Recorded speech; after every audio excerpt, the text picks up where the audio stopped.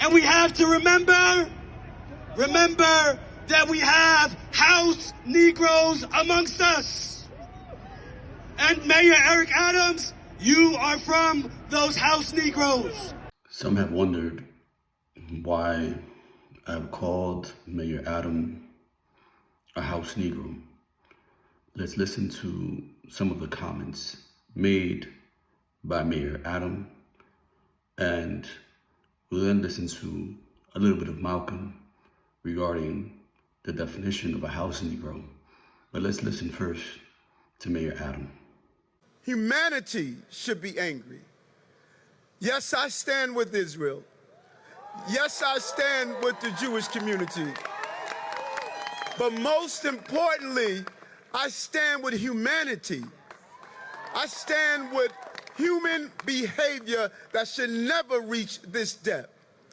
This is what we fought for so long and so many years. My heart is broken. I stand here today in pain.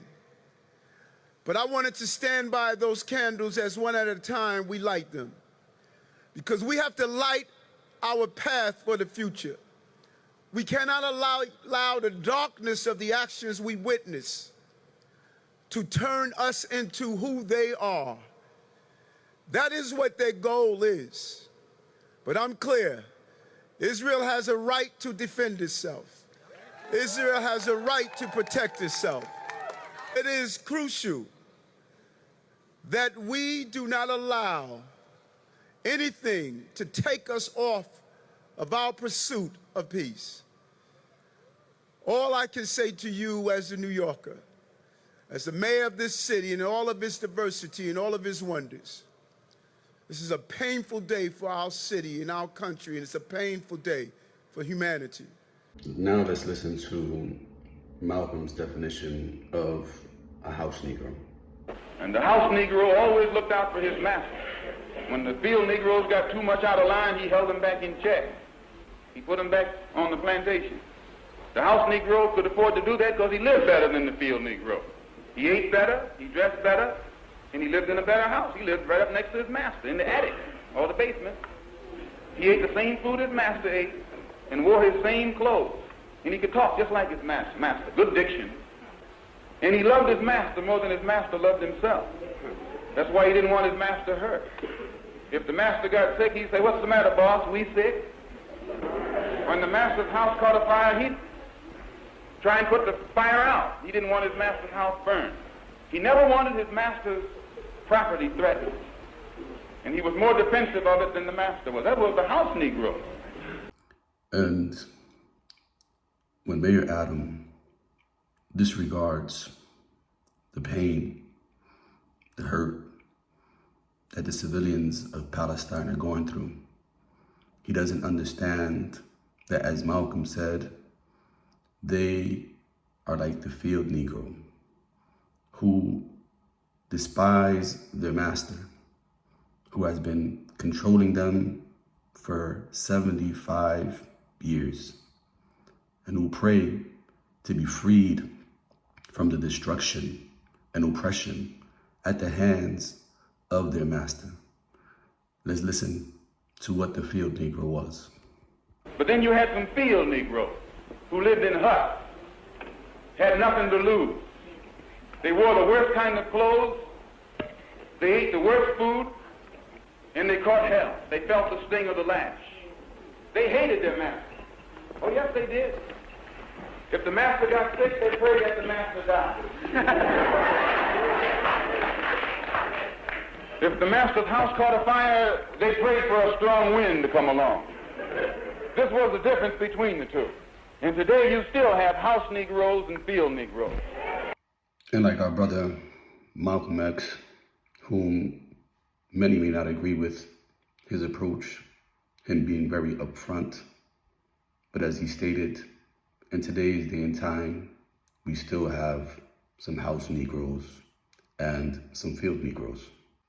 Mayor Eric Adams says that he is appalled, that he is angered, that he is upset, that he, without any doubt, stands with Israel, and that he stands with human behavior, and that he stands for human life. I want to see Mayor Eric Adams' condemnation of the order given by Prime Minister Gallant to treat human beings as human animals, to stop the water, the electricity, and the food that's being sent to civilians.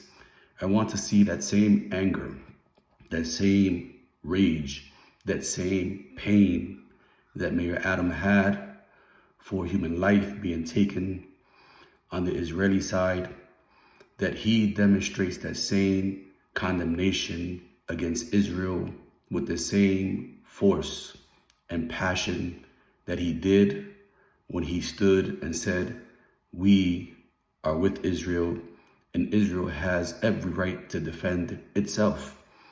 I would like to know if Mayor Adams is going to say that the civilians of Palestine also have every right to defend themselves, or will he continue to fit the term that I have decided to label him with, of being a house Negro who says, Master, are we okay? Because he is living in the house of the master, comfortably wearing their clothes, eating their food, meaning eating the false propaganda that he has been fed, continues to be fed, and continues to support. We want to see you, Mayor Adams, condemn the atrocious acts of leveling civilians' homes to the ground. Those buildings, those hospitals, the mosques, the places of worship, the banks, and we want to see the condemnation of trying to move 1.1 million civilians from the north to the south, which will create the greatest humanitarian casualty that we ever have come to see in this open-air prison of Gaza. Mayor Adams, we are waiting for your response as the Muslim community, whom you dearly, came into our homes, allying with us, trying to say that you support us. Well, now we want to hear you say that you are with the civilians of Gaza and that you are angered about what is happening in Gaza. We are waiting to hear from you, Mayor Adams. And I end by saying, ¡Que viva Palestina! ¡Que viva Palestina!